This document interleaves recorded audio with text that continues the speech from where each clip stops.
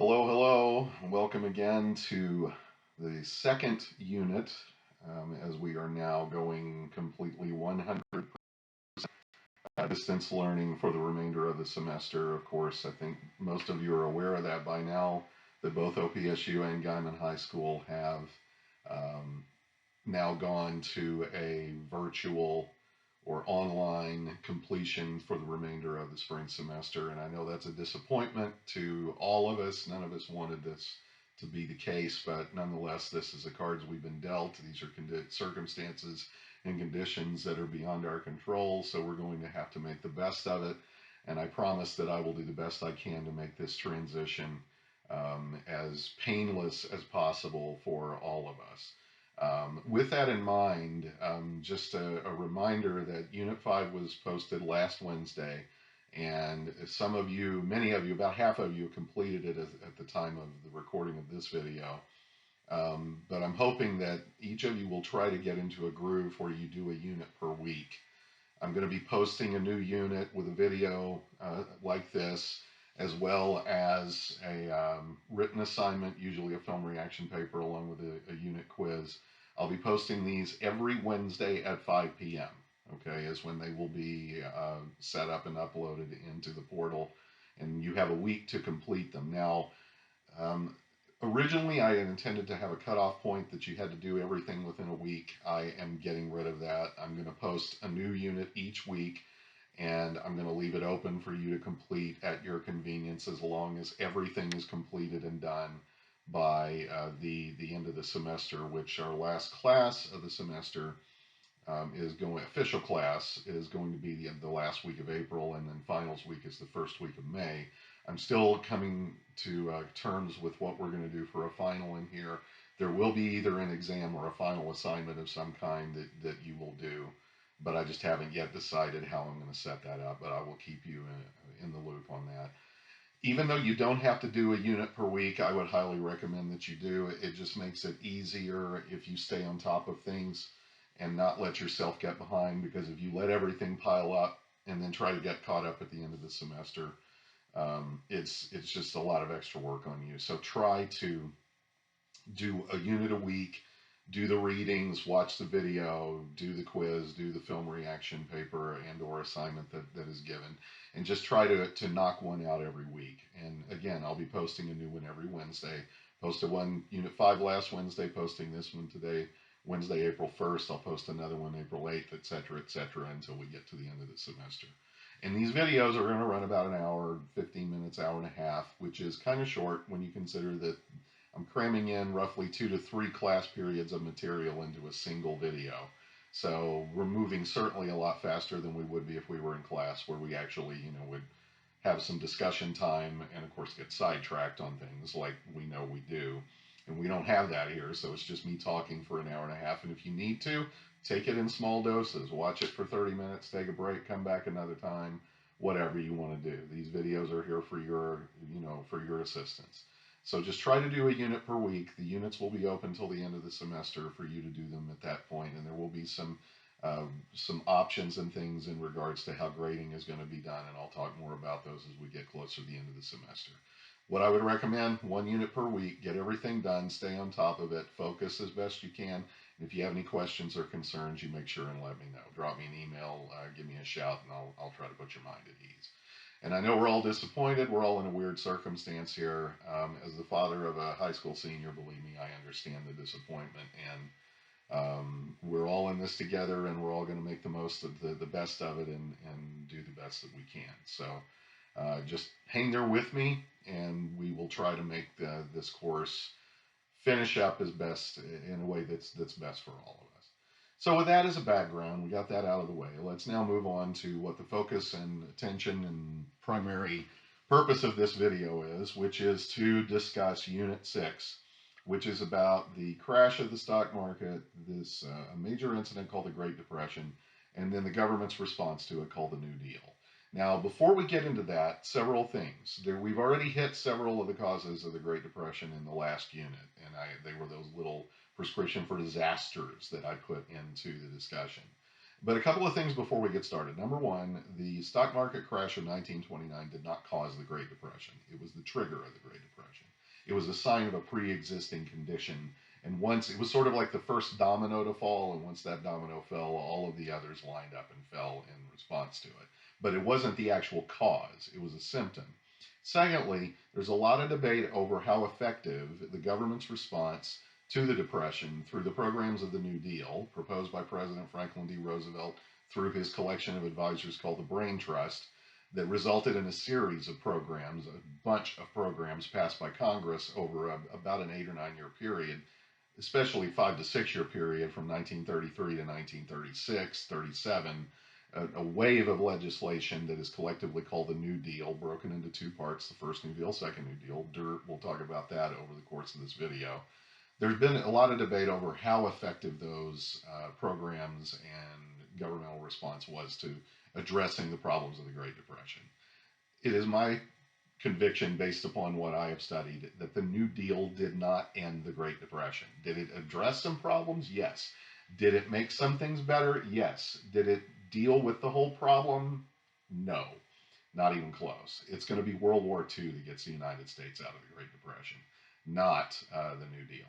So just kind of keep those things in mind as we delve into this and we start looking at this very important period in American history where the U.S. government, building upon the progressive era of 2 decades before, is going to expand to even greater limits and is going to become even more influential in the daily lives of Americans.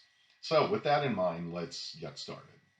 On October 24th, 1929, the stock market took a tumble, and it was a major tumble.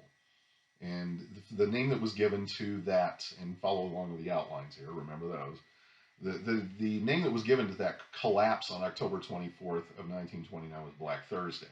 Now, this was an indication that there were some serious problems in the American economy. And remember, we talked about before that the American economy had experienced a tremendous amount of growth from roughly 1921 to 1927, 28.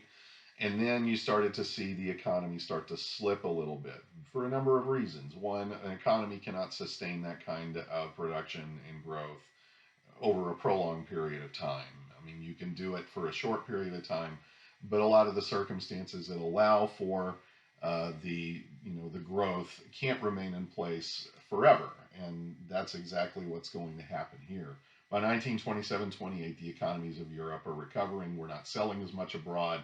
They're putting tariffs on American goods, and American consumers aren't purchasing as much. So you start to see this new consumer-based economy start to kind of, get rattled a little bit. In fact, you could see the signs as early as 1927 that something was going to happen. It was just a matter of when it did. And in October of 1929, we see the market just fall apart. Now, the panic there wasn't a whole lot of panic on the 24th of October 1929. There was some, but the general attitude was, okay, this surely is just a hiccup. It's going to come back. And on October 25th, the next day, Friday, October 25th, the market kind of went back up a little bit, certainly not to the level that it was prior to the drop the previous day. Came back after the next weekend, Monday, October 28th. Everything went okay. It wasn't like a great day on the market, but not a horrible day. But then the great crash, as it was called, happened on October 29th, Tuesday, October 29th, 1929. Black Tuesday, as it was called. So you have Black Thursday, October 24th, 29. Black Tuesday, October 29th, 29. A lot of 29s. Black Tuesday was pretty much, that was it. The market really tumbled. In fact, it lost something like almost 45% of its total value in a single day. And I mean, there are accounts of people, losing their entire life savings. There's some businesses collapsing, businesses imploding, suicides, desperation. I mean, and the thing to understand, though, is that the stock market is often an indicator of how the economy is going, but it's not the lone indicator. But the problem was during the 1920s, a lot of people had started playing on the stock market and put a lot of their money into it when they really didn't know what they were doing, and it's going to come back to haunt them in a big way with this. Now, remember, again, when the stock market collapses, that did not cause the Great Depression. It triggered the decline of the Great Depression. Let me give you an example. Let's say that you wake up one morning and you feel sick. I mean, we're in the midst of the coronavirus, so let's use that as an example. Let's say you wake up and over the course of a couple of days, you notice that you're starting to feel worse and worse. You're having trouble breathing. Your sinuses are imploding. I mean, everything is just you're just feeling horrible. So you finally go to you call your doctor. They say, come on in. We need to check you out. And they give you a test and they say, congratulations, you have the coronavirus. Now, did your runny nose, hacking cough, heavy chest cause you to have the coronavirus? No. The coronavirus caused you to have those symptoms. So here's the way you got to look at it with the Great Depression, with the Great Crash, the stock market collapse in '29. It was a symptom. It was the runny nose. It was the hacking cough. It was a sign that there was a bigger problem. And once that stock market collapse happened, then yeah, I mean, the dominoes just start to fall. So what really caused the Great Depression? I'm so glad you asked. So let's looking at your outline. I've given you a list of things here that we can say are really a lot. If you put them all together, they certainly represent the causes of the Great Depression. If I keep looking over here, it's because I have my notes are scattered. I have some in front of me and I have some over here. Excuse me. So let's look at the causes of the Great Depression. There's 5 of them that I've listed here in the outline, and I'm going to just kind of blow through them pretty quickly because we talked a little bit about them already when we were talking about the 1920s. For those of you who watched that video, if you didn't, well, there you go. The first cause of the Great Depression, why did this happen as it did, and why did it play out as it did, is number one, during the 1920s when we had all this economic growth, there was a lack of diversification in the American economy. What that basically means is even though there was tremendous economic growth during the 1920s, the economic growth was too narrow. The economic foundation was too narrow. The growth had occurred in just a number of key industries, most notably the automobile industry, which was the single largest manufacturing industry during the 1920s.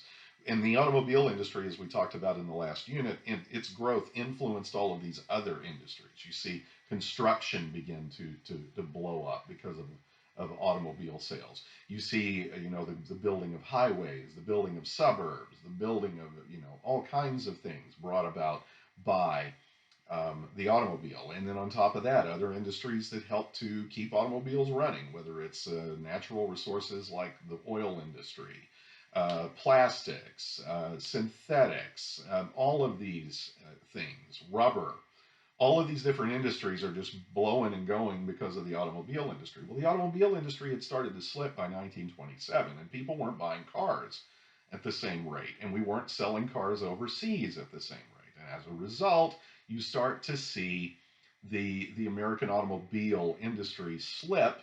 It starts by 1927. It really doesn't reach panic point until about 1929. And as it starts to slow down, all the other segments of the economy start to slow down as well.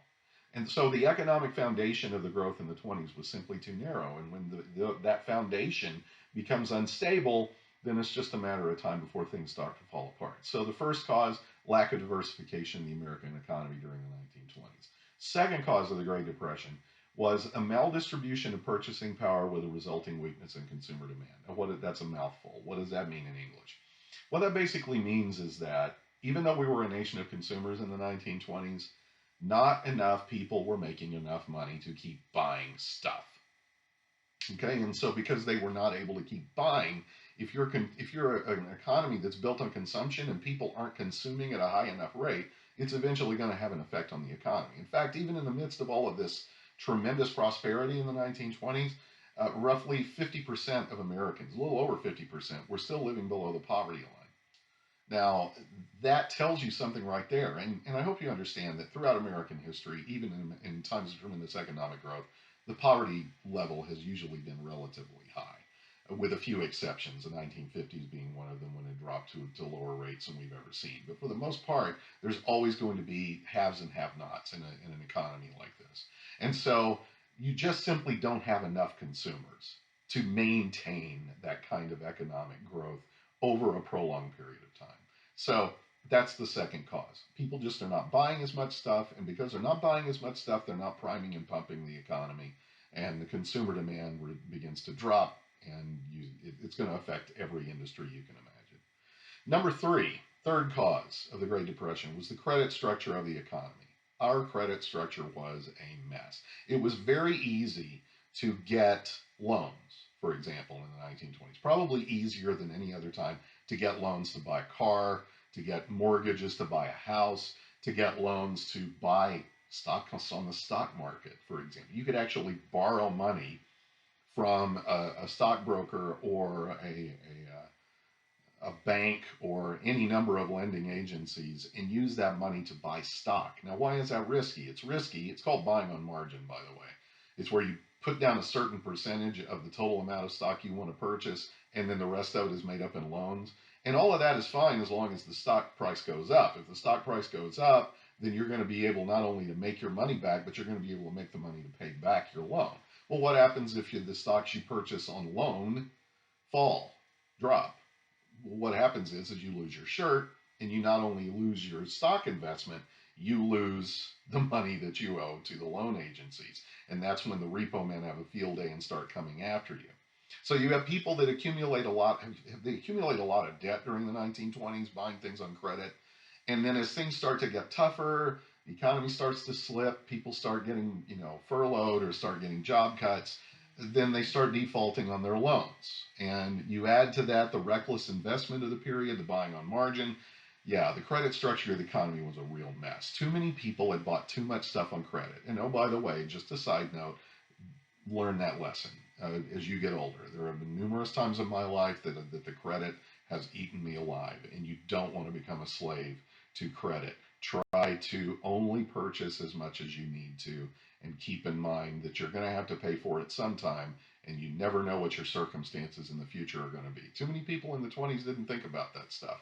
And as a result, whenever the economy slipped and they started losing their jobs, they started losing hours, etc., then they can't pay off those loans, and it's going to come back to haunt them in a major way. The last two causes of the Great Depression have to do with the international marketplace and international trade. And this all stems back to World War I. You only thought we could get away from World War I. World War I is one of the primary drivers of the circumstances that lead to the Great Depression. All of this is connected. Coming out of World War I, remember, the international trade position of the United States was great. We were coming in the 1920s, coming out of the war, as an economy that was roaring and going. Meanwhile, the countries of Europe, their economies are struggling. So we're selling a lot of stuff, and we're putting high tariffs on any imported goods coming in from Europe, which slowed their ability to rebuild their economies. And they never forgot that, by the way. Once the European economy started to kind of recover by the mid-1920s, they put high tariffs on American goods in response as sort of retaliation tariffs. It's sort of, you taxed us, you put high tariffs on the stuff we tried to sell to you. Well, guess what? Now we're going to do the same to you. And that's what happened. So with the recovering European economies, American companies are not selling as much overseas, especially in Europe. And as a result, sales in overseas start to slip. And then, of course, American consumers aren't buying as much. Put those two things together. You're not selling at home, you're not selling overseas. Yeah, it's going to affect you economically. The fifth, and this is connected to number 4, is the international debt structure. Remember, coming out of World War I, we had this, Germany and her allies were forced to pay reparations. And there were also loans that the United States had given to countries like England and France. Well, as a result of the 1920s, these economies, it's taken these European countries a while to recover. Well, we talked about this last time in Unit 5, but American banks start loaning money to Germany and to our other allies so that they can pay reparations and pay previous loans. So they're using new loans, to pay off old loans. They're using new loans to pay off old reparations. In other words, nobody's making any money. It's just going in a circle. Now, as long as this keeps moving, this reparations, loans, debt, more loans, repeat cycle, as long as the loans are being made and somebody's making a payment, it's like on a credit card. As long as you're making the minimum payment, you can just keep paying on it forever until you die. But here's the problem.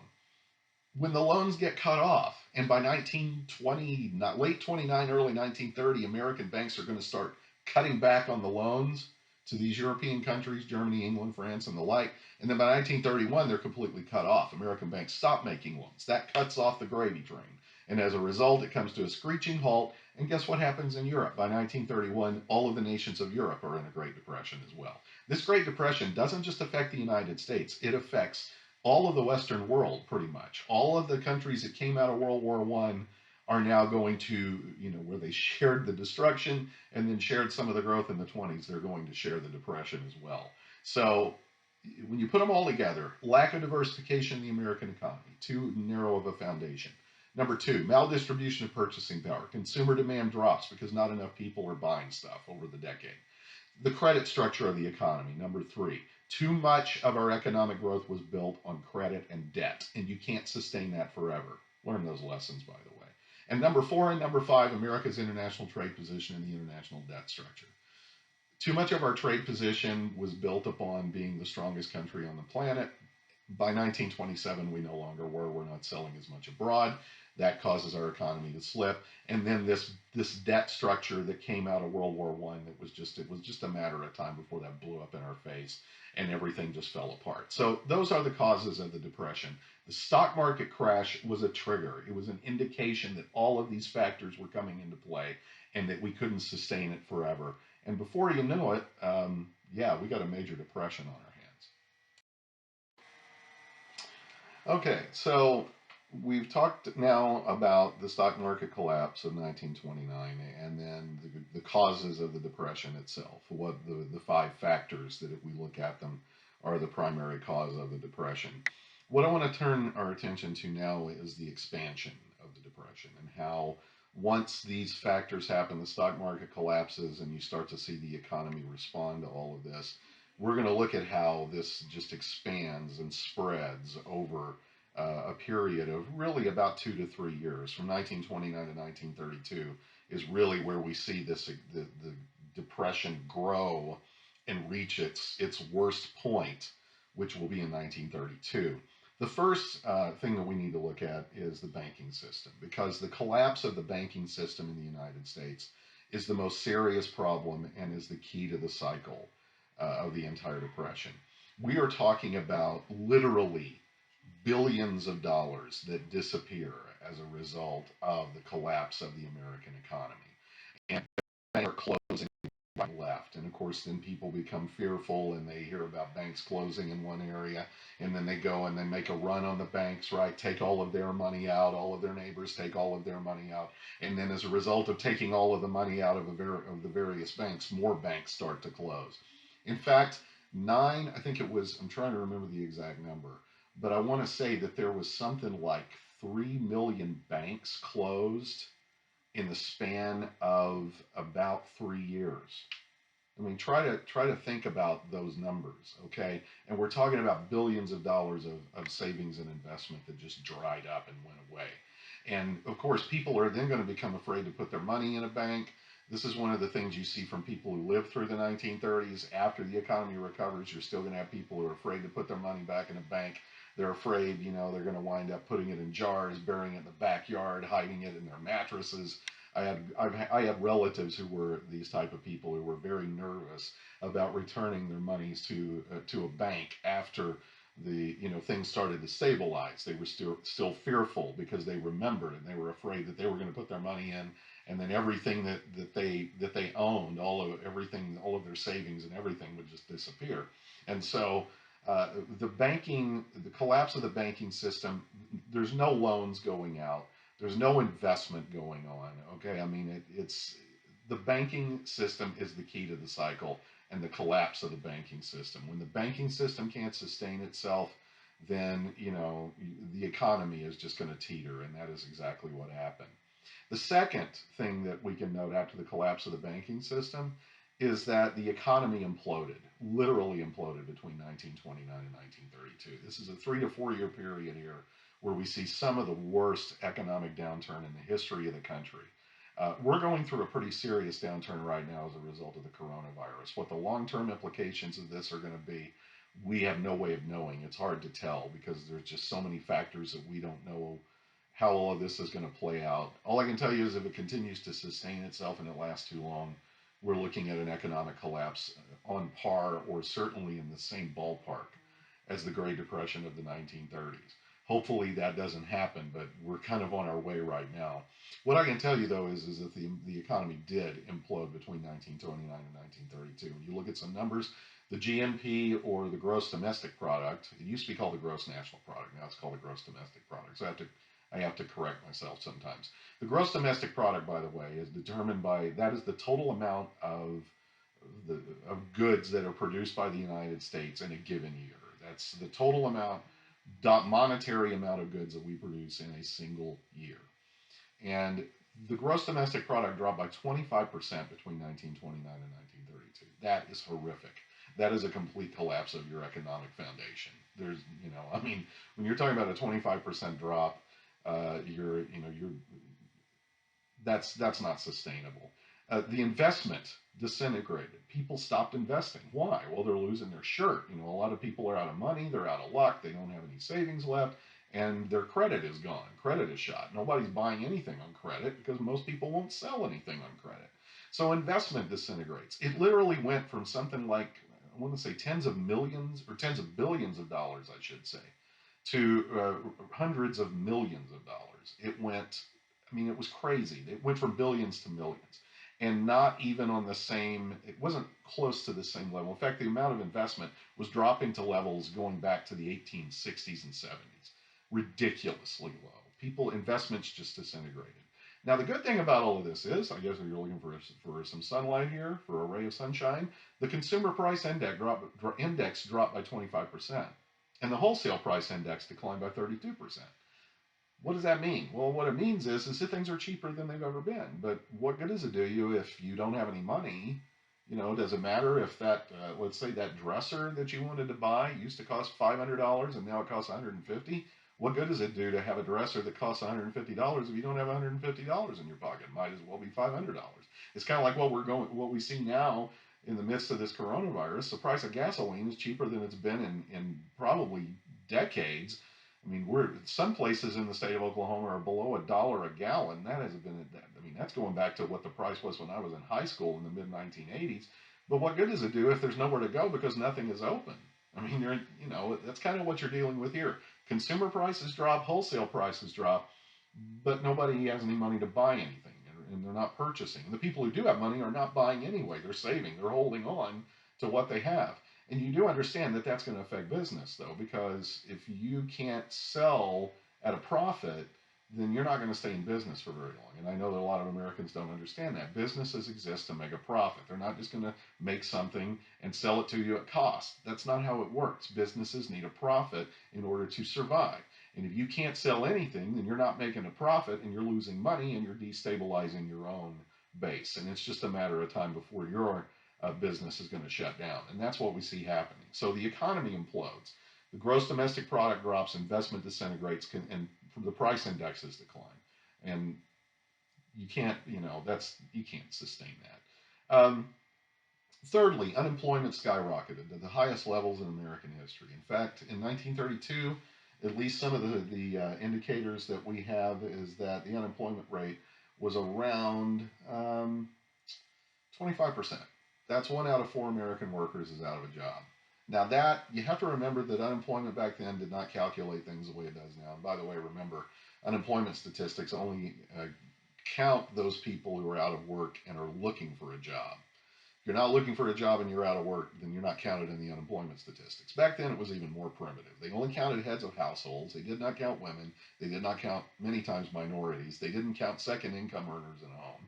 Like if you have a wife that's working and kids that are working and an aunt and an uncle living in the basement and they're working, they're not counted in the unemployment statistics. Only the heads of households were counted in the unemployment statistics. So if you bring in all of those other groups, unemployment probably was as high as 35 to 40% across the United States in 1932. And 1932 is like the worst year of the Great Depression. And as we're going to see for Herbert Hoover, unfortunately, that's a presidential election year. Really bad timing there. But a 25% unemployment rate officially by 1932, probably higher than that. In most American cities, or many American cities, certainly ones that were heavily dependent upon industry, you had as high as 80% unemployment. in places like Chicago and New York City and Boston and other cities, it wavered anywhere between 50 and 80%. And trust me, you don't want to be living in an urban area when there's no work and nobody's making any money. The crime rate just goes through the roof. There's a lot of instability. There's a lot of panic. There's a lot of fear. And that's one of the reasons, even in the midst of this corona stuff that we're going through, as much as I miss living in an urban area, with this kind of stuff going on, I don't really miss that part of it. I kind of would prefer to be out here where we are. But 80% unemployment in some American cities, ridiculous. 8 out of 10 workers are unemployed. And then a third of the workforce, people who do manage to maintain their jobs, a third of those are underemployed, meaning they've had a cut in hours, a cut in benefits, cut in pay. They're working, but they're not making as much money as they used to make, and some of them are not even making enough to sustain themselves. So unemployment levels reached, and this was again a consequence of the banking system collapsing, the economy imploding, prices dropping, businesses not being able to sell. And then, of course, you understand how this works with unemployment. Usually, what businesses will do whenever they run into a problem, the first thing they do is cut prices. When cutting prices doesn't work, then they start cutting hours. And when cutting hours doesn't work, then they start closing factories, closing stores, and laying people off. And that's a cycle you'll see repeated anytime there's an economic downturn throughout our history. And this one was the worst, at least up to this point in our history. This is the worst ever. Lastly, agriculture collapsed. And now, a little something about the agricultural sector in the United States. The agricultural sector had been in a depression since about 1921, 1922. American farmers did great during World War I because the countries of Europe were all at war. Their agricultural sectors were dead. No farmers are producing. So they're buying American goods. When World War II ends, the farming resumes, or agricultural interests in agriculture itself resumes in Europe. They stop buying from the United States. American farmers aren't able to sell overseas. Guess what happens to American agriculture? Collapses by 1921. So by the time the Great Depression hits in 1929, 1930, and the cycle starts, American farmers were already in a depression and had been for 10 years. But it got worse. This was a period in our history where there was a lot of droughts. Rainfall was scarce, especially in the farm belt of America. We have this thing called the Dust Bowl. For those of you who are unaware of it, we live in what was the heart of the Dust Bowl during the 1920s or 1930s in particular. So if you don't know a lot about the Dust Bowl, I've posted a documentary on the video links in this unit. Go and watch that documentary. It's a very, very good documentary. Or whenever things open up again, come down to the No Man's Land Museum here in Goodwell and pay a visit to the exhibit on the Dust Bowl. And you will learn a lot about how this entire area was the heart, the centerpiece, if you will, of what becomes known as the Dust Bowl. And so the droughts, lack of rainfall, farming techniques that were stripping the soil and really just created this climate where dust was blowing everywhere. Farmers can't make a living, and I mean it was just a horrible, horrible time. In fact, there's a book on this about the Great Depression called The Worst Hard Time. Excellent book, by the way. Farmers were really, really struggling during this era, and a lot of them are going to bail and go to California. I mean, the story of the Okies in the famous novel John Steinbeck's The Grapes of Wrath. A lot of people did leave here and go elsewhere, move west, and try to find a way to survive. But more people stayed than left, and a lot of the people who went to California wound up coming back in the 1940s after World War II. So this impression that everybody bailed out of here in the Dust Bowl is not true. That's the popular culture image, the one perpetrated by literature and movies, but that's not really how it happened at all. Watch that documentary if you get a chance. It'll really give you an insight into it, and I wish that we had more time to talk about it. But what I can tell you is that over the course of 1929 and 1932, gross farm income dropped by 60%. And that's horrible. 60% drop in total gross income for American farmers. I mean, that's just hard to even fathom. But consider that the GDP, the total gross domestic product, dropped by 25%. For farmers, it's worse. It drops by 60%. And they were already in an economic depression when the depression started. So farming, which has always been risky and tough and rough, yeah, it really took a beating as a result of this. And we're going to see the number of farms and the number of agricultural workers drop considerably during the Great Depression because they just could not sustain themselves. And it was arguably the American farmers have never reached that same level again since the Great Depression. All right, imagine you're an American living here and you're in your 20s, let's say, in your early 20s, mid 20s in 1929. And as you're right about the time you're starting your life up, as an adult, and you find yourself in this horrible circumstance where the economy has collapsed, there's no real work to be had, jobs are scarce.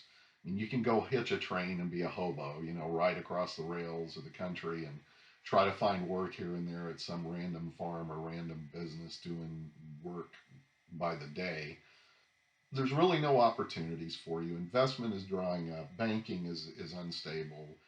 You really don't know what the future holds. Maybe you understand now why suicide rates were so high in the early 30s. People really felt a sense of desperation and helplessness.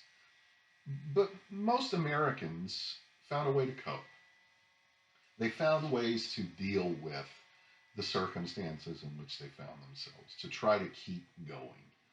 And I mean, we're kind of dealing with that in our own way right now. How do you keep going with this thing they're calling social isolation? I think they ought to call it physical distancing, or social distancing is what they call it, but it's more like physical distancing because we're all still being social. I'm still talking to people on the phone, on the internet, social media, whatever.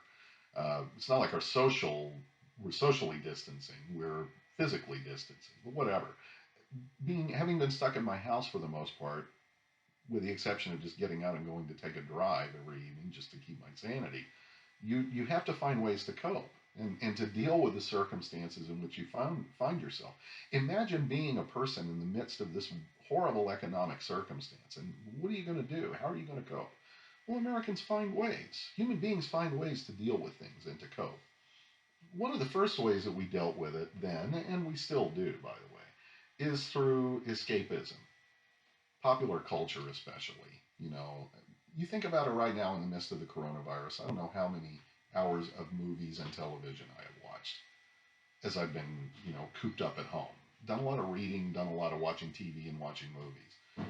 And it's a way of escaping from your circumstance. Kind of take your mind off your circumstance, be transported to another world, so to speak. Americans were the same way in the 1930s. The difference is you don't have television yet. Television really doesn't start making a mark until the early 40s and really doesn't become a major factor in American life until the 50s.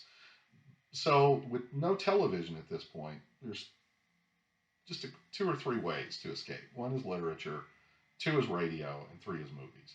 Okay, and you will do whatever you can to find ways to help take your mind off of your problems. You go to social media today to get your mind off of your problems, but at the same time, it's where you go to get your information as well. So Hollywood is going to step up during the Depression era. And if you look at movies that were made during the Great Depression from 1929 to 1940, 41, around the time the U.S. entered World War One, there's primarily 4 or 5 genres of films that are big. Comedies, screwball comedies. The Three Stooges came along in the 1930s, as did famous comedic groups like the Marx Brothers, comedians like W.C. Fields, Mae West, the comedy pair of Laurel and Hardy, the Little Rascals, Our Gang. You've probably never heard of a lot of these people. They were very, very popular in the 1930s. The Three Stooges, most people still know. They were a product of the Great Depression, and people loved the Three Stooges because they, for one thing, they tended to make fun of the wealthy and the powerful. And of course, people who are really struggling to make a living and they see the bankers and well, not the bankers per se, but the lawyers and the politicians and many of the other wealthy elements of American society still doing okay, they loved it when the Three Stooges show up and make, life a living hell for those people. And that's pretty much what they did. So screwball comedies, slapstick comedies, horror films, very big in this time. The classic monster movies of American cinema. Most of them were made in the 1920s and 30s. When you get Universal Pictures has a series of films. Boris Karloff as Frankenstein's monster in 3 films of the 1930s. Bela Lugosi, the Hungarian actor, playing Dracula, which becomes the stereotype for the Dracula character in American pop culture. The #1 grossing film of 1933 was King Kong, the original King Kong movie about the giant gorilla that, falls in love and climbs to the top of the Empire State Building. That was the highest grossing film of 1933, pure escapism. As well, musicals, Gangster films, westerns, those were other popular genres of film in the 1930s. Almost all of them are escapism. They're movies that take you away to another place. And like horror films, for example. Why do people like to be scared? Because you're being scared, but you're safe. And you can think, okay, yeah, I may be struggling to have work. I may be struggling to survive and struggling to make enough money to put food on the table, but at least I'm not being chased by a monster in the dead of night across the Transylvanian countryside. Or I'm not, having to move away or get out of the way of a giant gorilla crashing down my street. Those are the things. Horror films play into our fears, and they tap into our fears and our anxieties. Comedies take us away. They make us laugh at the world around us. Musicals, westerns, and things like that help to transport us to another time and another place, to where we can take our mind off of our problems. Radio is going to respond in the same way. Radio series are going to become very popular during the 1930s because radio was cheap and radio was accessible. So not only are people getting more and more news and information from radio rather than newspapers, but they're also being entertained. We talked about the importance of radio and the rise of radio in the last lecture, the last unit. And by the time of the Great Depression, radio has become a standard part of American life, and people are turning to radio for programming to help them escape, much like we do with television series today. Or even, I like to listen to podcasts. It's kind of the same thing. Listen to something that takes you away, transports you away, helps you to forget about your problems for a while. Radio certainly specialized in that with serials, soap operas, daytime soap operas. And they're called soap operas, by the way, because soap companies were the sponsors for many of these daytime dramas. And so they started referring to them as soap operas. There you go. Learn something every day, huh? Literature, most of the books of the time, there was a common, most of the best-selling books of the 30s were kind of fell under two categories. Either one, they were literature of escape. Perfect example, Margaret Mitchell's Gone with the Wind, published in 1935, biggest selling novel of the decade. Gone with the Wind is escapism. That's all that it is. Transports you to another world. And of course, the movie version came out in 1939. Transports you to a different world, right? And that people want escapism, and so there's a lot. Some of the best-selling books are escapism, but there's also exposés as well, things that kind of chip away and expose the corruption of the American political and economic systems and how they contributed to this horrible depression. Kind of like some of the stuff you're starting to see now, the exposés on the failures of the American government, be it the president or the FDA or the CDC or whatever, in regards to the coronavirus and how they didn't actually take care of business when they should have and focus on things in the past. I mean, the same thing you have with the Depression. When things get bad, you get exposés to try to explain to us why they went bad and whose fault it is. Well, you got a lot of that as well. But in the midst of all of this, interestingly enough, as people are escaping and feeling a sense of loss, the belief in the American dream persisted. The Horatio Alger myth that hard work and moral living produce successful results persisted. One of the biggest books, biggest selling books of the 1930s, published in, I think it was 1936, by a guy named Dale Carnegie. It was called How to Win Friends and Influence People. And it was one of the biggest selling books of the 1930s. And you started to see these things called Dale Carnegie courses, where people could go and they would take these books. It was like their little Bible.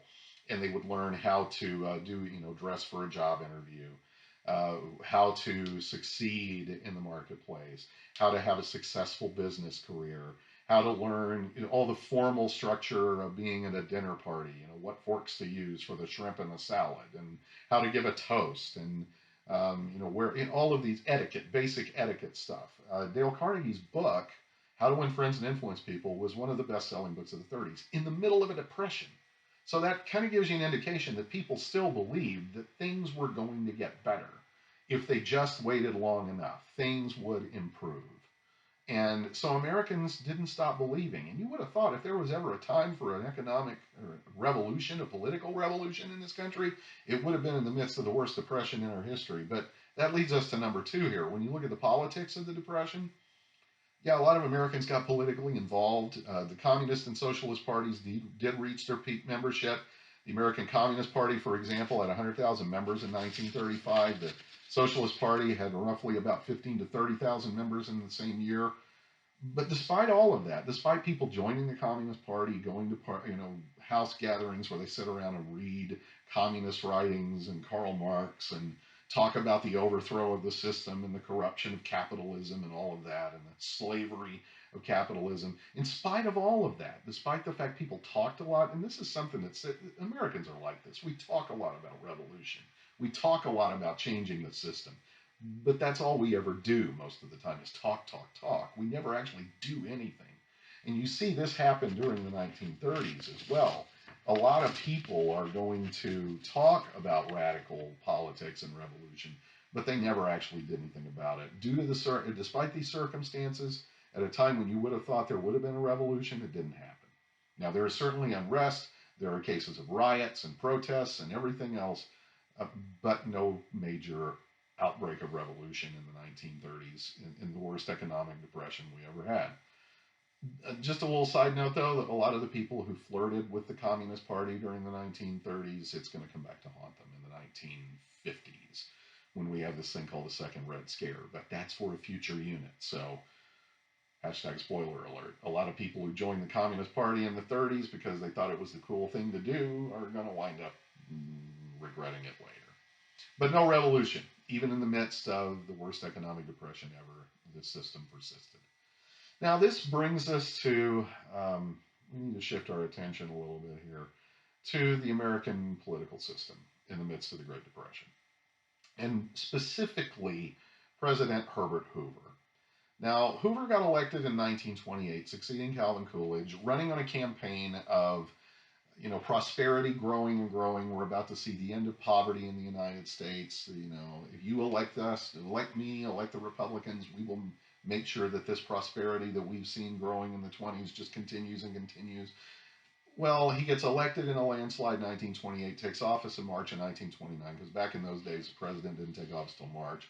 Takes office in March of 1929, and then in October, the stock market collapses, the Great Depression begins, and Hoover's the president. So you know how we Americans are. We blame the president whenever something like this happens, and Hoover is going to take it on the chin in a big way.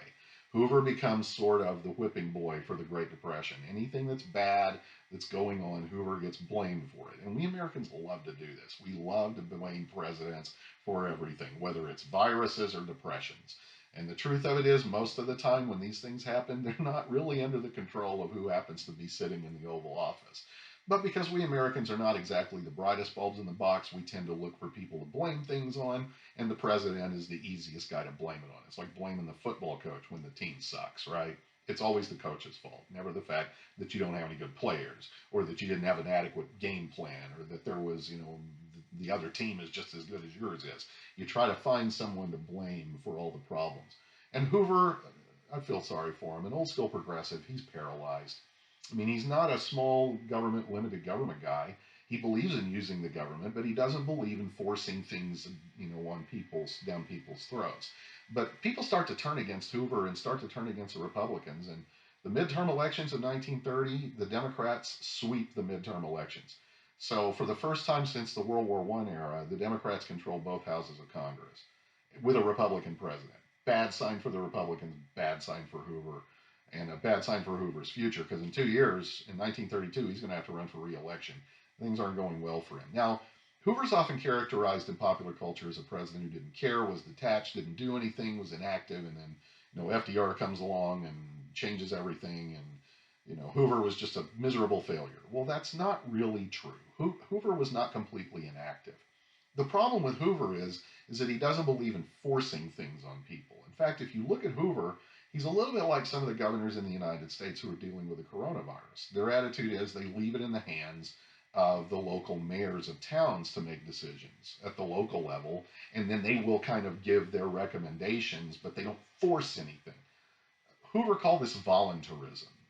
Try to convince people to do things voluntarily rather than forcing them to do them. Federal guidance and state and local action.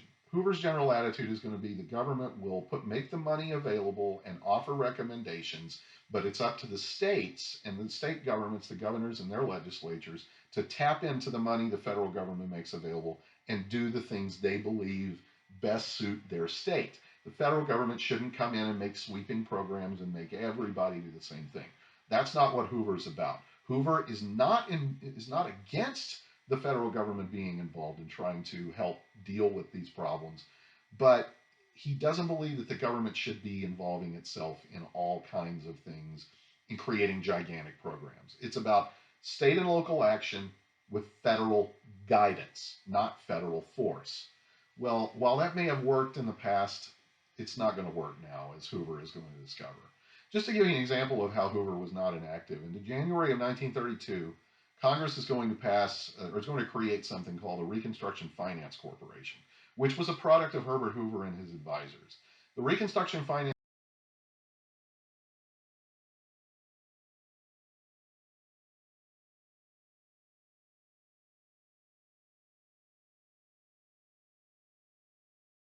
how the Reconstruction Finance Corporation worked. It set aside nearly $2 billion in federal aid that could be voluntarily tapped by the states. So, in other words, Congress is packing up $2 billion, which in 1932 was a lot of money, and they're putting it out there and saying, here's the money, $2 billion in federal aid money. Any of the states that want to tap into this, you can tap into it. It's not a loan. You're never going to have to pay it back. You can tap in, get as much as you need, take it back to your states, create work programs, create relief programs, do whatever. Here it is, take it. Now, notice this is voluntarism in action. Not going to make anybody do it. We're making it available, and if people want it, they can have it. But of the $2 billion in federal aid from the Reconstruction Finance Corporation, less than 30% of it is ever going to be used. And the Reconstruction Finance Corporation will stay in place all the way through the 1930s, even after Franklin Roosevelt is elected and you see the New Deal programs created.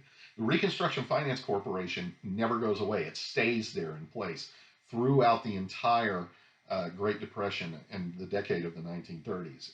And that was Herbert Hoover's idea.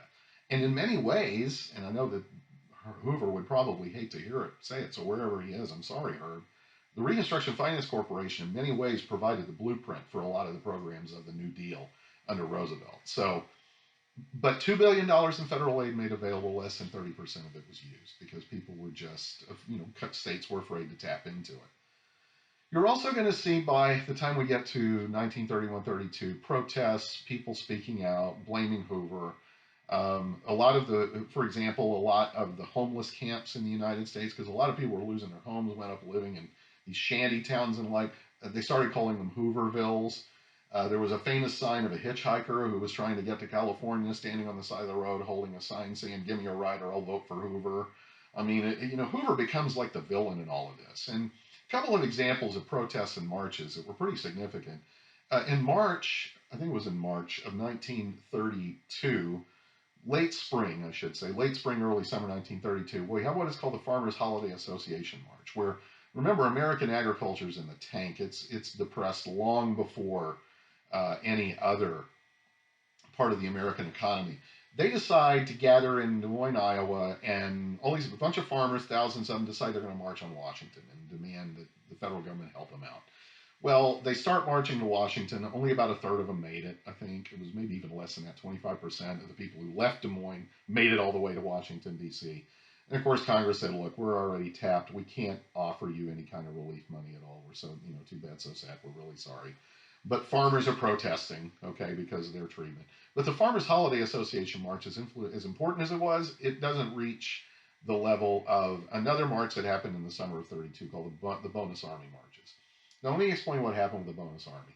The Bonus Army was a name given to World War I veterans who marched on Washington in the summer of 1932 demanding federal assistance.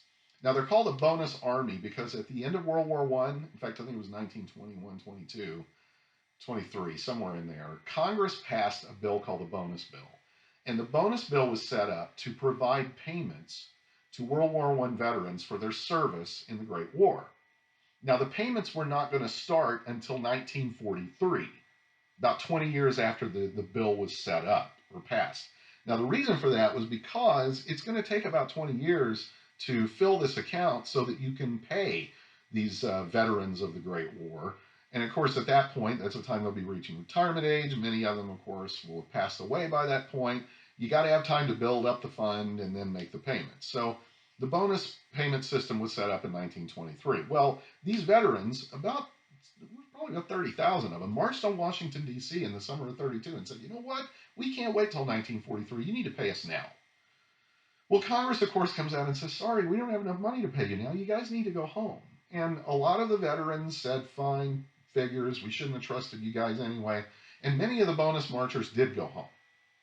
But a few of them stayed, about 1,000, 1,500 of them, several thousand. They're not really sure on the numbers, but a small percentage of them stayed in Washington, D.C., set up a shanty town on the edge of Washington called Anacostia Flats, near the Anacostia River. Probably about 500 or 600 people there, these bonus veterans and their families.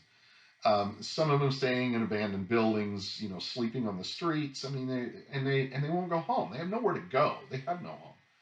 Well, President Hoover is informed by several sources, one, the Washington, D.C. Police Department, and the Veterans Bureau, that a majority of these so-called veterans are not really veterans at all. They are political radicals who are trying to stir up trouble, and they're using the cover of being veterans. It's all a lie. So Hoover, with this information, which turned out to be false, by the way, Hoover, with this information, goes to his Army Chief of Staff, a guy named Douglas MacArthur. Remember that name because you'll hear it again. Douglas MacArthur was an Army Chief of Staff. Hoover goes to him and says, here, Doug, here's what I'm hearing about these so-called veterans. They're not really veterans, most of them. They're rabble-rousers or troublemakers. And what I need you to do is I need you to collect some militia, some troops, and go and escort. I need you to get them out of D.C. I need you to deal with this problem. Well, he didn't tell MacArthur how to do this, and so he gave him a lot of leeway, and MacArthur is going to go overboard. MacArthur gets troops together. He gets tanks. He gets mounted cavalry, armed cavalry, with gas masks, bayonets, bullets, gas canisters. I mean, the work, along with infantry. They storm this little gathering of shanties where the bonus army, most of them are located in Anacostia Flats. They attack them at dawn, and they burn it to the ground. As a result, several people are injured. A child is going to die. I mean, it's like a battle. In fact, one newspaper called it the Battle of Anacostia Flats. Now imagine how surreal this is. American military attacking veterans at, along a river valley there on the southeast side of Washington, D.C., and, burning it to the ground, attacking them with tanks and with tear gas and the works. It's an insane scene. Now, of course, people get hurt, there's death, all of that. Front page newspaper. Hoover orders the, dispersion of the veterans. Well, MacArthur, Hoover brings MacArthur in. He's like, well, what are you doing, Dougie? What did I tell you? I just asked you to get him out of town and deal with the problem. And of course, MacArthur said, well, you didn't tell me how to deal with it. You just told me to deal with the problem, which I did. MacArthur, when he was asked by newspapers, threw Hoover under the bus and said, I was only doing what the president told me, which, of course, then Hoover's sitting there pulling his hair out, what little he had left. I can't believe this is happening. And so the bonus army march turns into this horrible scenario where people get hurt and killed, and it's the end of the line for Herbert Hoover politically. If his political career wasn't dead at this point, the bonus army march and the horrible, horrible circumstances that came out of that are pretty much going to determine that this is the end.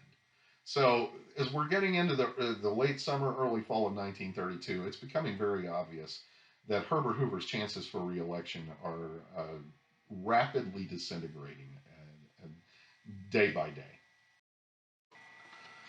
The election of 1932, major election in American history for a number of reasons. Number one, Herbert Hoover's career is dead as president of the United States.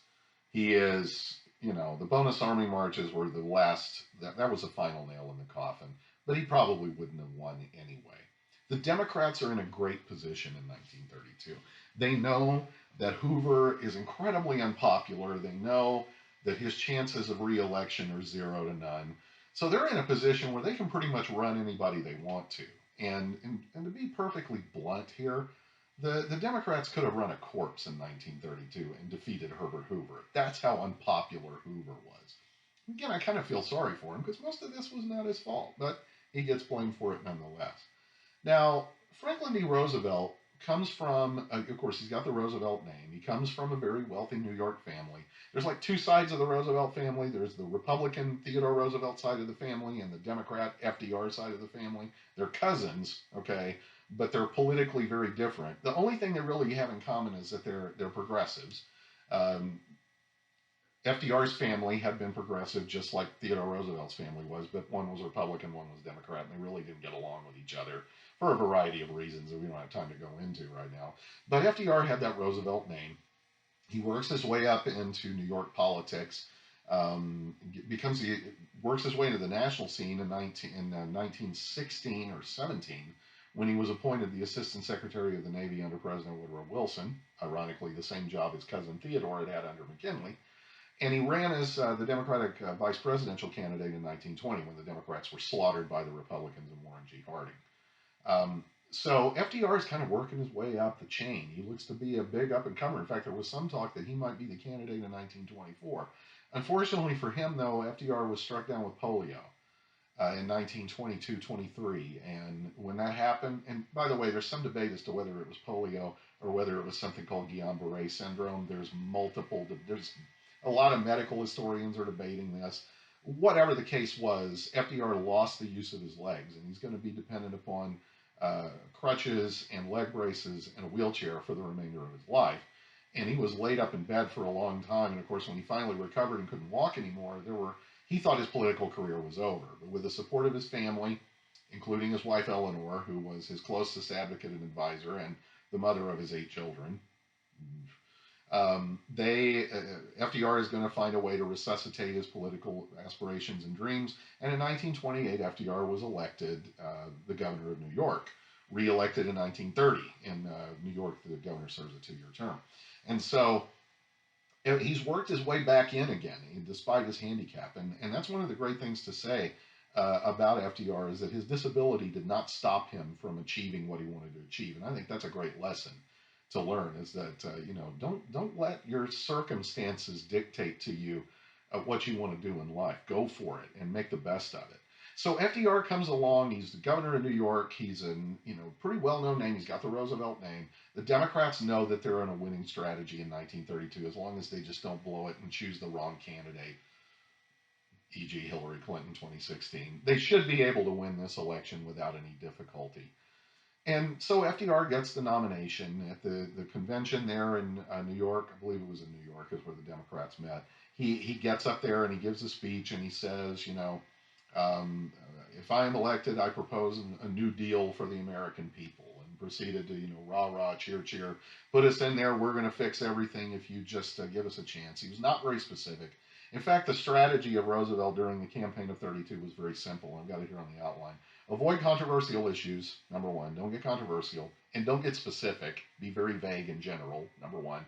And number two, blame Hoover for everything. It's all Hoover's fault. It's all the Republicans' fault, all Hoover's fault. You put us into office, we'll fix it. But don't tell anybody how you're going to fix it. He didn't know anyway. So it's a very broad, vague, general campaign. Kind of like Bill Clinton had in 1992, we need change. Kind of like Barack Obama had in 2008. We need change. And change is a great thing to run on because anybody can interpret it to mean whatever they want. And you can be as unspecific as you want to be. So what happened in the election in 1932? Big shocker. FDR destroyed Hoover in the Electoral College, 472 to 59. It wasn't even close. I mean, it was one of the biggest political landslides in American history. Only a couple of others are going to come close. One surpasses it. Ronald Reagan in 1984 is going to defeat Walter Mondale and get reelected to the presidency. And Reagan won the electoral votes of every state in the Union except Minnesota and the District of Columbia. We're never going to see that again. We're too divided as a country to have one candidate just rampage through an election like that. But FDR won in a landslide, no shocker. He gets into office, and what are some of Roosevelt's strengths? Well, two big ones. Number one, he's willing to experiment. He's one of these guys that says, I don't care if we tried it before or not tried it before. If we want to try it now, we'll try it now. And if it doesn't work, then we'll try something else. Roosevelt's general attitude was, I just want the American people to know that we're doing something and that we're trying. And here's the progressive thing again. Remember, we got to do something. That's that might as well be stamped across FDR's forehead. His entire campaign was predicated on a vague notion that we're going to do something. And if the American people know that we're trying to do something to fix these problems, that's what matters. So he's willing to experiment. And number two, he's an excellent salesman. And he was really good on the radio. Franklin D. Roosevelt, FDR, is the first radio president. We had had radio since Woodrow Wilson, but none of the other presidents up to that point utilized radio very well. Wilson, Harding, Coolidge, Hoover, none of them were very good on the radio. Hoover gave radio addresses, but they would put you to sleep. It's worse than my videos. FDR, on the other hand, was the kind of guy that even if you listen to him now by our standards, he sounds a little fake. But to radio listeners of the 1930s who needed reassurance and needed to know that somebody was there for them, FDR was their guy. Okay, and so he was really good on the radio and really became the first radio president. And he gave regular addresses on the radio to kind of keep American morale up. And they're going to get the nickname Fireside Chats because FDR sounded like a guy, even though the addresses were written for him, he sounded like a guy who was sitting next to a fireplace and just chatting with you. He really gave you the impression that he understood you, he knew you, he related to you, and he felt your pain, to borrow a phrase from Bill Clinton. So he was willing to experiment, and he was an excellent salesman, great on the radio.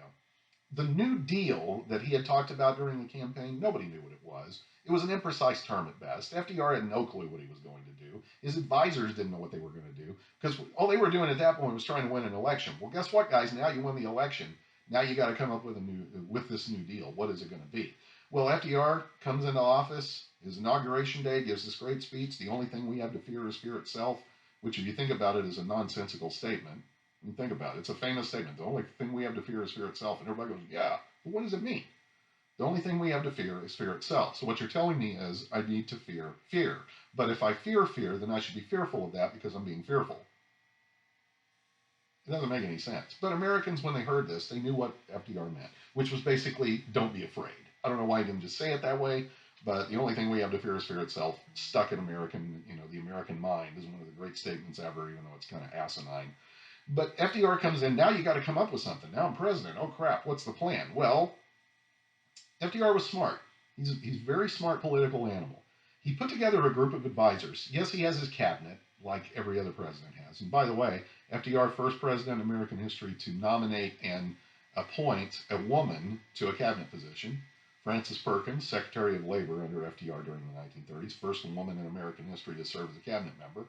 He has his cabinet, but the cabinet is not going to be as significant with FDR as this side group of unofficial advisors on political and economic matters. That it's a diverse group of professors, economists, a wide array of intellectuals, okay, experts in their field, who are going to be collectively known as the Brain Trust. And this group of advisors these are the people who are actually going to design the programs of the New Deal that FDR is going to propose and send to Congress and say, hey, do this.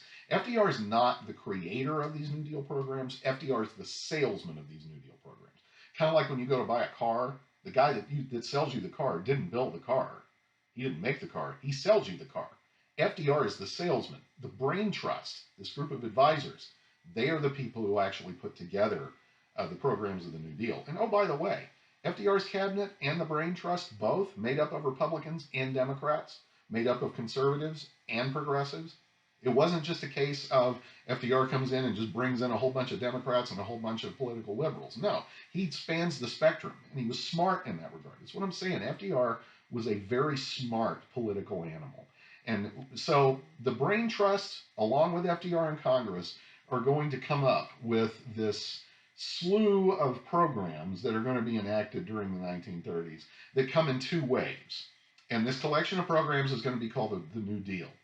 The first wave is going to be called the First New Deal, and the second wave is going to be called the Second New Deal. Dude.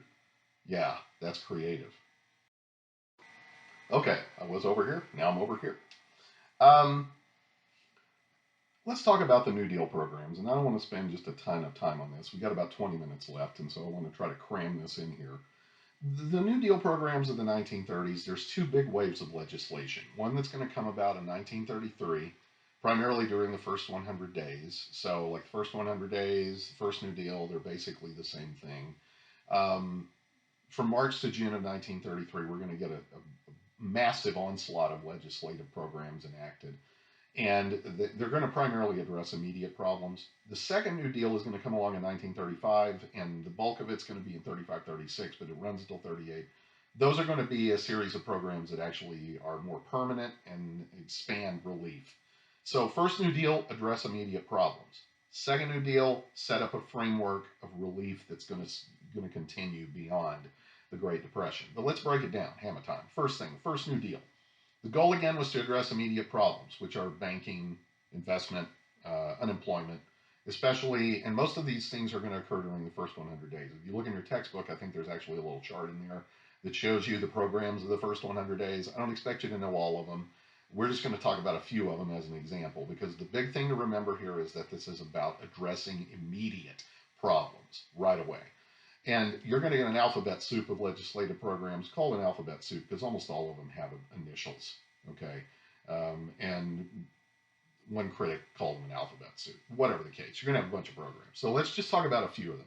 As far as the banking issue goes, FDR is going to, by executive order, initially close down all of the banks in the United States for a week.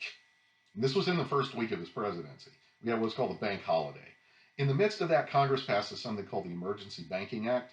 As a part of the Emergency Banking Act, with all of these banks closed, advisors and analysts go in, they examine all the banks in the United States that are still open, and they determine which ones are safe to reopen and are safe for business.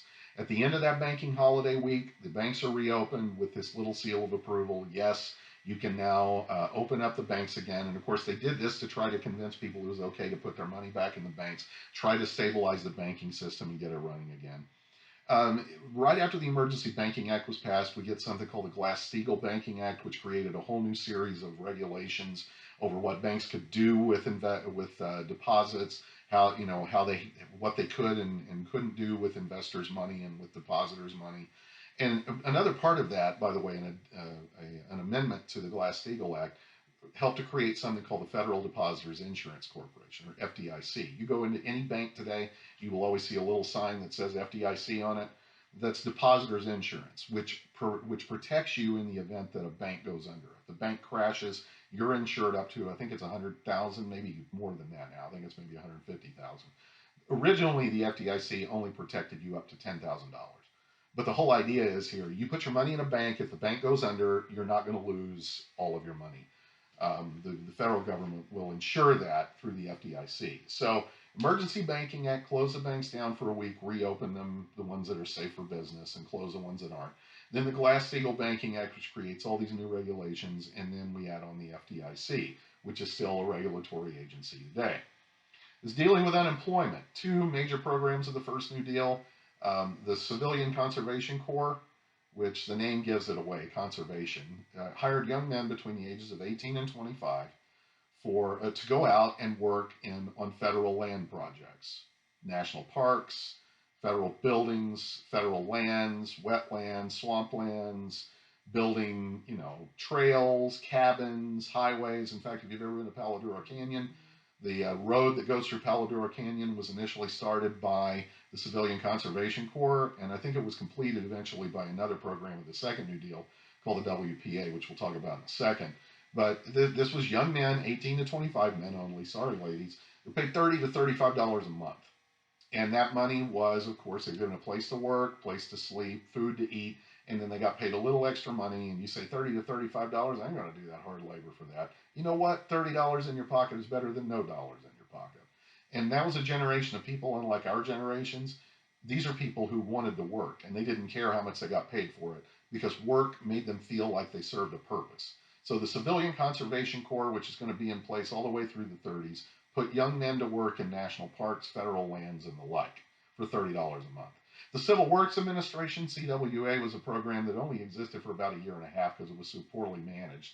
The attempt there was to create a program similar to the CCC, but broader, where you had construction workers, road workers, doctors, teachers, writers, anything and everything you could think of. The Civil Works Administration was like this broader work program. Well, it fell apart within a year or so, primarily because it was just not run very well. We'll see another program created in the second New Deal. I've already mentioned WPA. That's sort of built on the same principles, but it's actually going to work. So Civilian Conservation Corps, CWA. And notice what this is. The government is actually creating jobs and paying people directly. They're not hiring it out. The government's making the jobs. Numerous other acts were passed as a part of the first New Deal. Those are just some examples with the banking and unemployment. But they range from the creation of the National Industrial Recovery Administration.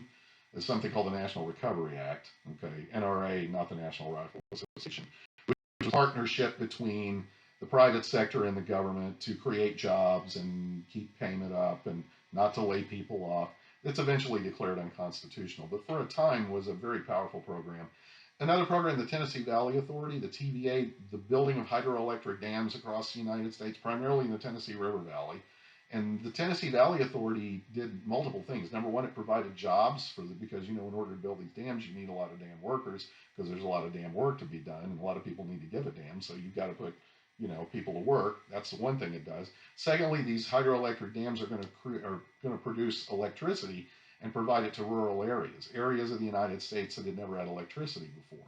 So it serves two purposes: immediate employment and then generating electricity and power to rural areas. And there's many parts of the country that are going to get electricity for the first time as a result, rural areas, as a result of the Tennessee Valley Authority. Now, these are just a sampling of the first New Deal. There's other programs we could have mentioned, but I'm not going to try to mention all of them. Did the first New Deal end the Great Depression? The answer is no. Some recovery does occur. Unemployment does drop a little bit. The mood of the American people starts to get a little better, start to think that maybe we're going to survive this. But the Depression continued. It didn't end. And you know how we Americans are. You elect FDR, he's supposed to come in and fix it all. Well, he hadn't fixed it all. We still got depression. We still got unemployment. We still got people riding the rails. We still got people struggling. As a result, opposition to FDR grows. We Americans are so unrealistic here. So the first New Deal does accomplish some good, kind of gets things rolling, but it does not, I repeat, does not solve all of the problems or end the Great Depression, which means we're going to have a sequel. Part 2, New Deal 2, also known as the Second New Deal. As I mentioned, first New Deal doesn't solve all of the problems. Things got a little better. There was some recovery, but the Depression continued. So you start to see opposition to FDR growing. We'll talk about some of those opponents here in a second. But the Second New Deal happened as a result of political pressure on FDR and the Democrats, who, they're worried now about maintaining their political power, and so we've got to have more. The Second New Deal is different from the first, as I mentioned, in this sense. It's about institutionalizing a framework of relief programs. Some of the programs that come out of the Second New Deal are permanent. In fact, many of them are. There's only a few of them that are only going to be in existence for a while. First New Deal, you have 2 or 3 programs that stay on the books forever, like the FDIC, but most of them were temporary. Second New Deal, most of the programs are going to be permanent, with a few exceptions. So it's about creating something that's ongoing. It's a little more radical in that regard. And I want to just look at 3 examples here. 2 examples are programs or acts that remain in place, and then one that is just temporary. The first one we need to talk about is labor relations. National Labor Relations Act, or Wagner Act, passed in 1935. This is important because it created a federal agency called the National Labor Relations Board, which was set up to oversee labor disputes. If there was ever a dispute between a particular labor union and the big bosses of that industry, the NLRB would step in and try to mediate the labor dispute. This is the first time in American history that the federal government is actually acknowledging the right of unions to exist, is saying that basically the unions have a right to exist, and the federal government's giving a stamp of approval on it. And if there's ever a problem and labor unions need to resolve a dispute, the federal government, through the NLRB, will come in and try to mediate some type of an agreement. NLRB is still around today, so there's a perfect example of a piece of legislation that was permanent. The next piece of legislation that I have here on the outline is something called the WPA, or the Works Progress Administration.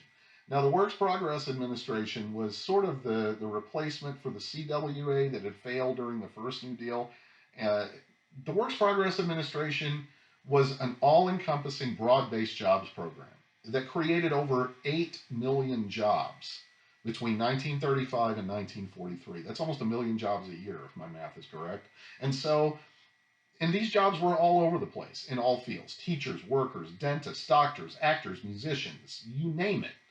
Pretty much the WPA would pay you to do it. The WPA was responsible for building a lot of bridges, a lot of highways.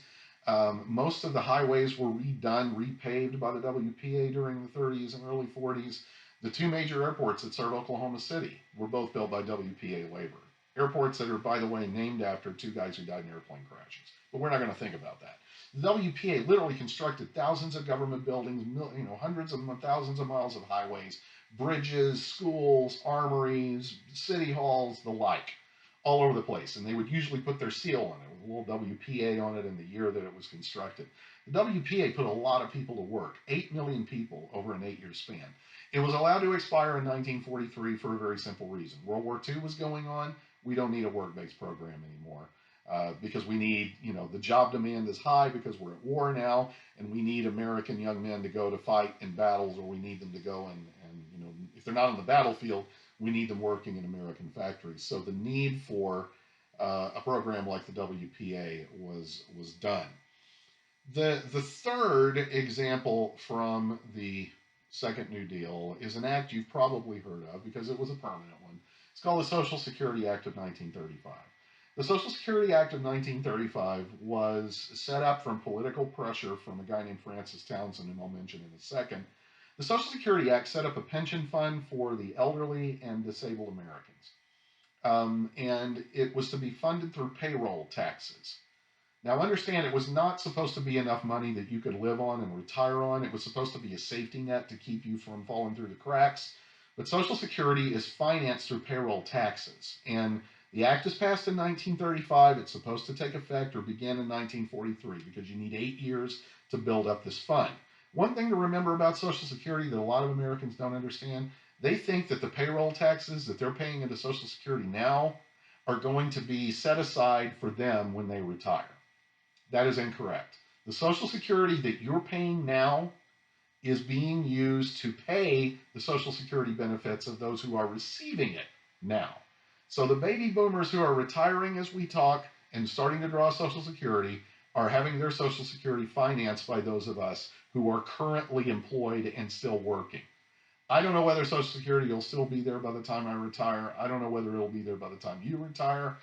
But the whole purpose of it was to provide a program to help those people, especially the elderly and the disabled, those who really had kind of been left out of most of the New Deal programs up to this point.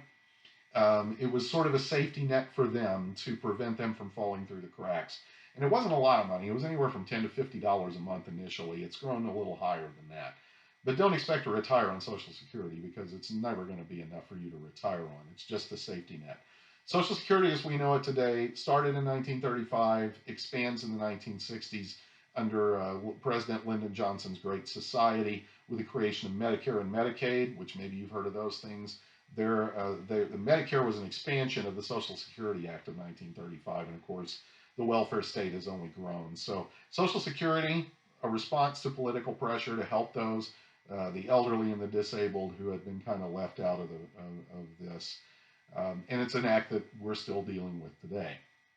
Very quickly here, the criticism of FDR that really started taking off in 34, 35 when the New Deal didn't end the Great Depression. FDR is going to get criticized from both sides, both the left and the right. There are those who say that FDR isn't doing enough. He needs to do more. A guy named Francis Townsend, a doctor from California, a podiatrist actually, a foot doctor, an elderly doctor named Francis Townsend started going around the country giving speeches about how FDR has left out the elderly, has forgotten about them. He proposes this old age pension plan where, the U.S. government needs to pay Americans over the age of 60 $200 a month, and then those individuals who get that money have to go out and spend that $200 within 30 days. And he says this will not only help the elderly to stay afloat, but it'll also jumpstart the economy. Now, there's all kinds of problems with this. Number one, we didn't have enough money for a program like this. It would have bankrupted the Treasury. And number two, how do you enforce it? What, are you going to assign every elderly person in America a stalker to make sure that they're actually using their money and spending it within 30 days and that they're spending it on things they're supposed to and not on stuff they're not supposed to?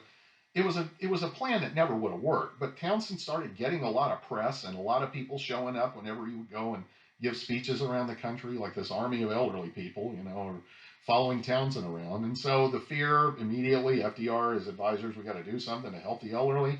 Social Security, that was built on the pressure from Francis Townsend. That's why we got Social Security.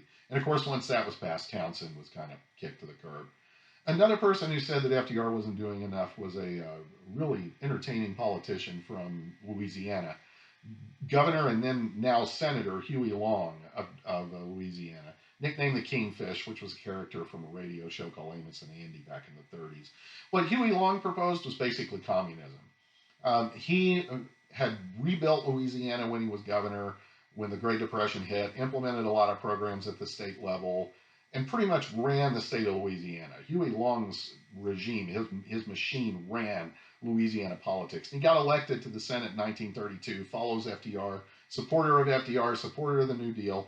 But by 1934, Long is looking at a presidential run himself, says the New Deal doesn't go far enough, and proposes this thing called the Share Our Wealth program. And these Share Our Wealth societies start popping up everywhere. Here is what Long proposed. And I've just got to get this. He proposed a 100% income tax on all incomes over $1 million. Okay? 100% income tax. Anybody who owns wealth or property worth $1 million will have it confiscated, okay, with 100% income tax. All right? He claimed that by doing this and collecting all of this money, every American family could have a home, free health care, a car, and free education. And would never, and a job, by the way, too. It would provide for everything. It's basically communism, all right? But they didn't call it that. They called it the Share Our Wealth system. And before you know it, Huey Long is starting to generate some political support. People are starting to pay attention to him. There was fear that he might make a run for the Democratic nomination in 1936, but it didn't happen. Let's just say Long had a lot of political enemies and personal enemies. He had a gambling problem, a drinking problem, kind of a womanizer. He was shot and assassinated just inside the front doors of the state building in Baton Rouge, Louisiana. In fact, if you go to that building today, there's still bullet holes in the walls of the lobby that you can see there if you go in. And Long was assassinated by this guy. We still really don't know the full story. What I can tell you is that he was an irate dentist. That's the best I can tell you. It wasn't a conspiracy. Don't put on your tinfoil hats and start thinking FDR had a Huey Long killed, because he didn't. Long had enough political enemies, it didn't surprise anybody. But the whole Share Our Wealth idea, FDR is not doing enough, we need something bigger. So he proposed something that never in a million years would have worked, but nonetheless. FDR wasn't doing enough and now is doing too much. There was criticism from Republicans that the New Deal was socialism or communism. It was going too far. And then there were some who said, FDR is a dictator. One such guy was a guy named Father Charles Coughlin. Father Coughlin was a Catholic priest who was out of Detroit, Michigan, had a radio show, the Shrine of the Little Flower Hour. Woo-hoo. And Coughlin, this was a religious program that started talking politics as time went along, and he was a big supporter of FDR initially, big supporter of the New Deal. But then around 1934, he started changing his tune. He started saying the New Deal was really a bad thing, and FDR was a dictator, and he was a pawn in the hands of Jewish capitalists. A puppet, if you will, Jewish capitalists, whatever, here we go. Anti-Semitism raises its ugly head again. And, this national radio program that was really popular, here you have Coughlin, he's like popping off, ranting and raving, kind of like an Alex Jones kind of a guy, stating that FDR was a dictator, he's trying to destroy America, all of that. He lost popularity, though. He was pretty popular in the mid-30s, but he started kind of tailing off in the late 30s for a couple of reasons. Revelations about him, for example, we found out he was a Canadian citizen. He wasn't even a U.S. citizen. He lived 6 months out of the year in Canada. So he's complaining about the American political system, and he's not even a citizen of the country, number one. And then number two, he was, let's just say that people got uncomfortable with some of the anti-Semitism, because it was sounding an awful lot like some of the stuff that was coming out of Germany that we're going to talk about next week, okay?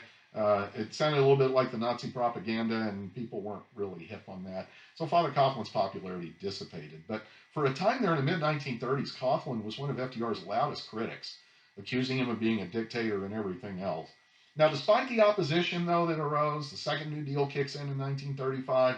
FDR easily wins re-election in 1936 over his Republican Republican opponent Alf Landon of Kansas. What a great name that is. Landon never stood a chance.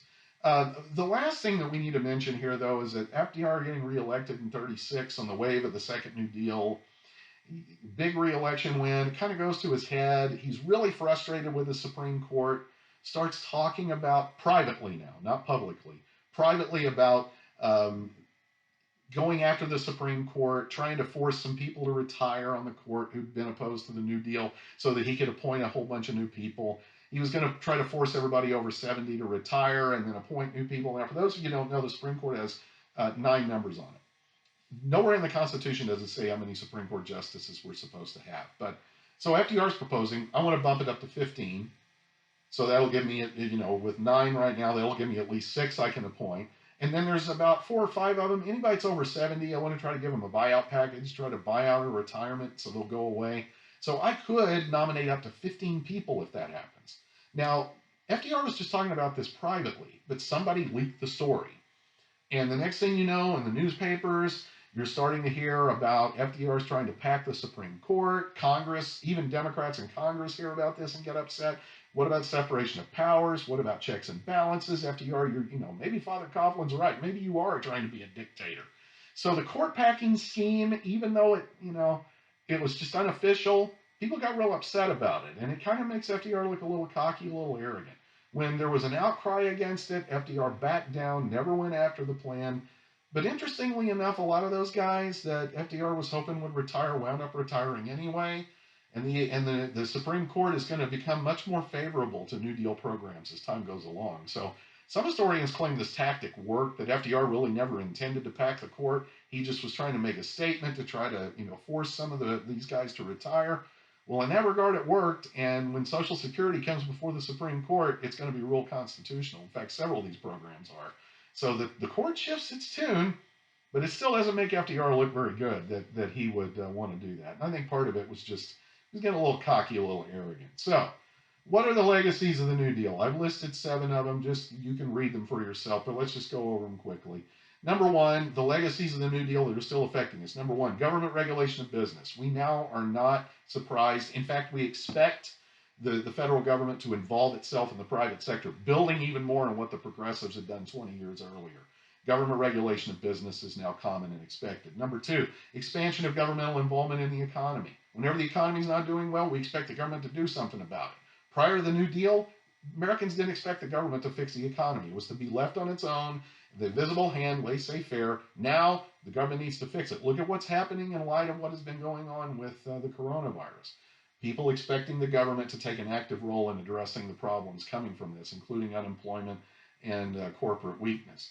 Number 3, governmental responsibility for the welfare of its people. Social Security begins the creation of the welfare state. We now expect the federal government to provide programs and assistance, unemployment insurance, and benefits, what we call entitlements to the American people. Social Security started it. The New Deal started it. It's only grown ever since.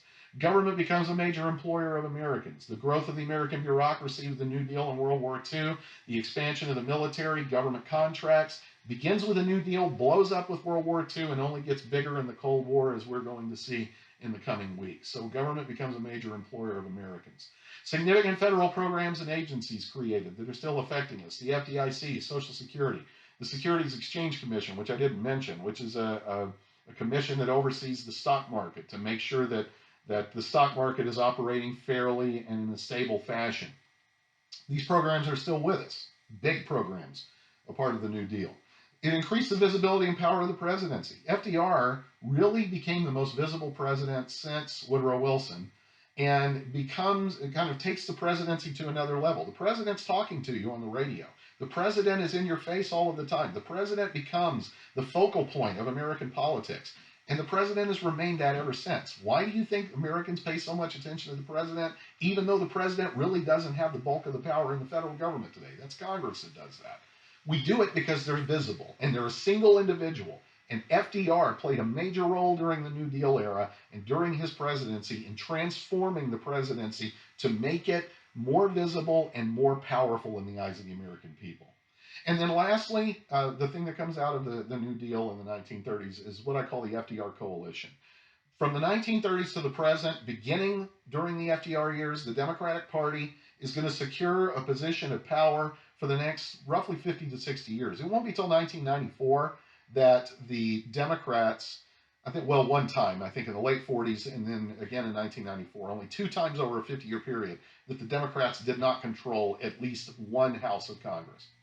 So a majority of that time, something like 36 of 50 years or 40 of 50 years, the Democrats control one or both houses of Congress.